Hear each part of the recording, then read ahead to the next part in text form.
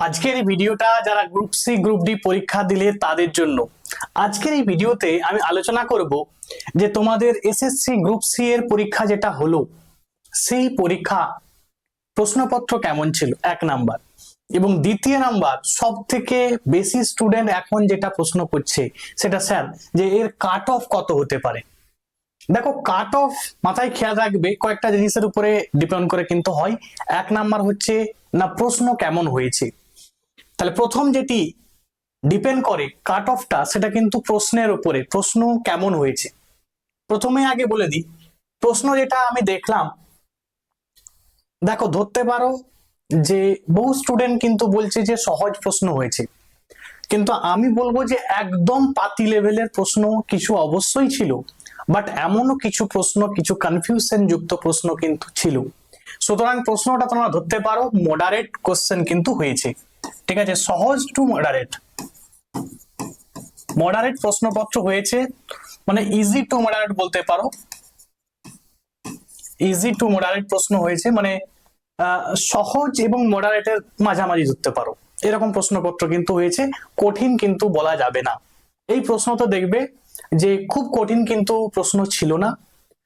আচ্ছা, এক নাম্বার। দ্বিতীয় নাম্বার, যে স্যার কতজন স্টুডেন্ট এই এক্সাম দিয়েছে। এবং তোমরা নিশ্চয়ই জানো যে কিছু স্টুডেন্ট আছে যারা পুরনো, তারা চাকরি করছে অলরেডি গ্রুপ সি গ্রুপটিতে, তো তাদের কিন্তু এক্সট্রা একটা বেনিফিট কিন্তু তারা পাবে। তাহলে এই বিষয়গুলো কিন্তু রেখে তোমাকে কাট অফটাকে বিশ্লেষণ কিন্তু করতে হবে। তো যেটা আমার মনে হচ্ছে যে কাট অফটা কেমন হতে পারে, তোমরা নিশ্চয়ই দেখে নিয়েছো কিছুদিন আগে যে পরীক্ষা হয়েছিল, যে 11, 12 বা 9, 10 এর, সেখানের কাট অফ দেখে অনেকটা কিন্তু তোমরা আন্দাজ করতে পারো। বাট এই যে SSC group C group D, মনে রাখবে এর কাট অফ কিন্তু জোন ওয়াইজ আলাদা আলাদা আসবে।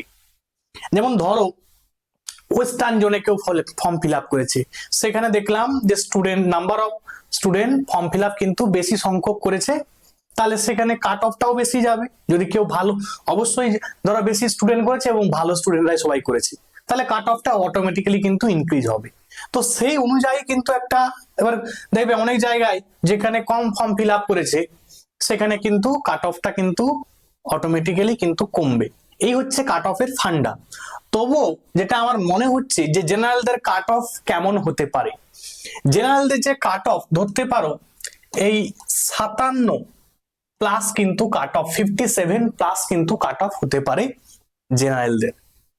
ওবিসি এ এবং বি, ওবিসি এ এবং বি ধরতে পারো 55 প্লাস, ঠিক আছে, দুটোই কিন্তু মনে রাখবে 55 প্লাস যারা পেয়েছে তারা কিন্তু মনে রাখবে হয়তো ইন্টারভিউ তোমরা কিন্তু একটা ডাক পেতে পারো, বা তোমাদের যে টাইপিং আছে সেই সমস্ত ব্যাপারে কিন্তু ডাক পেতে পারো আমার মনে হচ্ছে।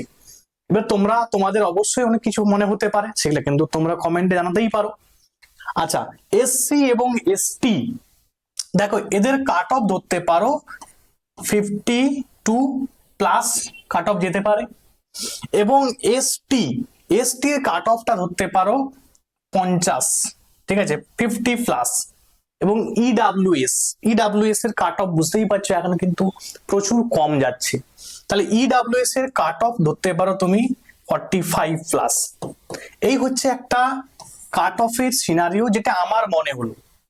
এবারে এখানে অনেক, তোমরা পরীক্ষা দিয়ে এসেছো, প্রথমেই তোমরা আগে জানাবে তোমাদের পরীক্ষাটা কেমন হয়েছে, তারপরে তোমরাও কিন্তু একটা অ্যানালাইসিস করতে পারো এবং তোমাদের স্কোর কত হচ্ছে সেটা জানাও। তারপরে কিন্তু যে ফাইনাল কাট অফ কত হতে পারে সেটা কিন্তু আমি জানাবো। বাট এটা যে কাট অফটা জানালাম সেটা আমার প্রশ্নের মান দেখে কিন্তু মনে হয়েছে যে কাট অফটা এরকম হতে পারে। এবারে সেখানে প্লাস মাইনাস 1-2 করে হলেও হতে পারে। ঠিক আছে, তোমরা জানাও কেমন পরীক্ষা তোমাদের হয়েছে। আজকে এখান পর্যন্ত, থ্যাংকস ফর ওয়াচিং, প্রত্যেকে ভালো থাকবে।